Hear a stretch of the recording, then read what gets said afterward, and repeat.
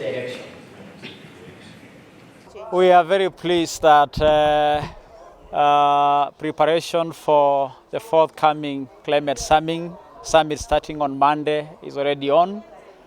We are here for the pre-summit conversation, first around indigenous people, and in a significant way, the effect of climate change to them, and support mechanisms to address those negative effects of climate change. This conversation brings together a number of people across the continent of Africa, but also important players as the World Bank, and we in the county government space as well. We are happy that as a country we are hosting the climate summit because this provides a critical window not only for identifying problems occasioned by it, but also investment required and resources to address the same. And therefore, the conversation around climate change is on. As a county government, our vision is fully aligned to it. The question of modulated pastoralism in light of climate change, the concerns about the livability of our towns, urbanization in the face of climate change, and very, very important, climate proofing the physical environment so that whatever we do has elements and actions to address or to mitigate negative climate change effect. And therefore, we are ready for the summit, we are fully aligned, and we are raring to go. First, we are hearing that the El Nino is coming, and we look forward to it. We are now working towards rainwater harvesting. Rainwater harvesting or water is a critical component in matters resilience. The lack of fodder and feeds for our animals has a bearing towards the availability of water, and therefore processes and mechanism to harvest rainwater is one of the actions we are taking on resilience.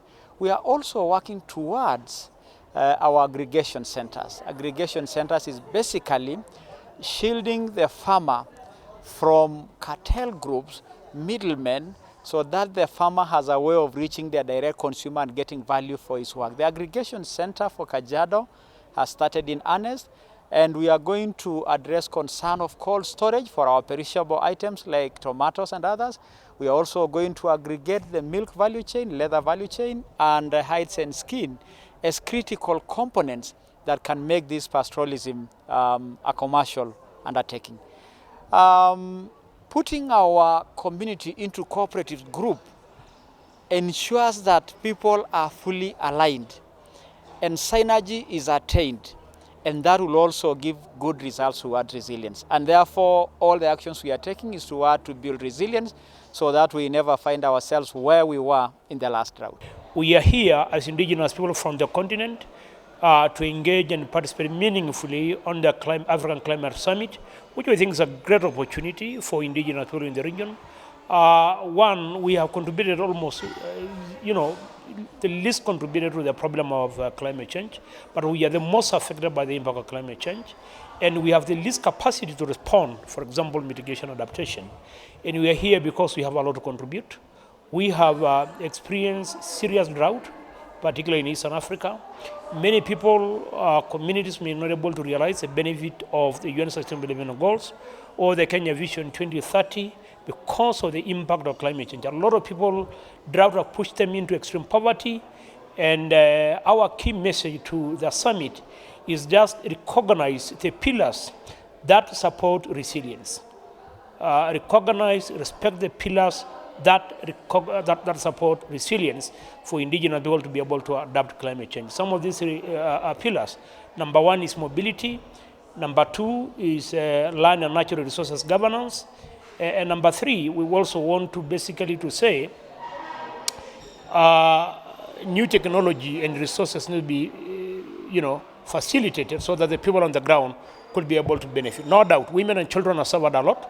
And finally, we want also to see that investments either in carbon, either in renewable energy do not undermine the resilience that the people have used over the years and doesn't create, vulnerability. So we are talking about generally, principle of social justice, principle of, accountability, so that the summit develop what I can call the good governance model, whereby we have what we can call, a framework for social accountability and a kind of a social contract between the people on the ground and those who are actually implementing this kind of program.